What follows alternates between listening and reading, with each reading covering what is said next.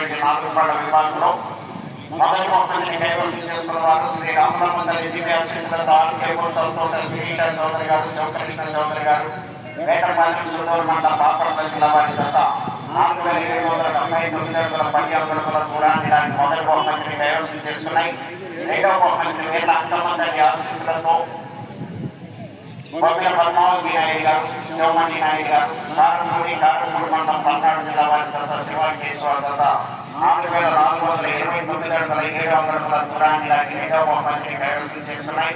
మూడవ బహుమతిని కొప్పల గోవర్ధన్ రెడ్డి గారు, బ్రహ్మేష్ రెడ్డి గారు, మేటచెరువు మండలం సూర్యాపేట జిల్లా తెలంగాణ రాష్ట్రం వారి జత 4337 అడుగుల 1 అంగుళల దూరాన్ని దానికి మూడవ బహుమతిని కైవసం చేసుకున్నాయి.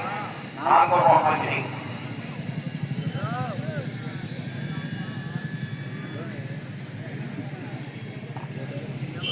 కోటేశ్వరరావు గారు, ఈయనగారు బొమ్మిరెడ్డి వెంకటరెడ్డి గారు, ముందూరు వారి జత 3983 అడుగుల 4 అంగుళముల దూరాన్ని దానికి నాలుగో బహుమతిని కైవసం చేస్తున్నాయి.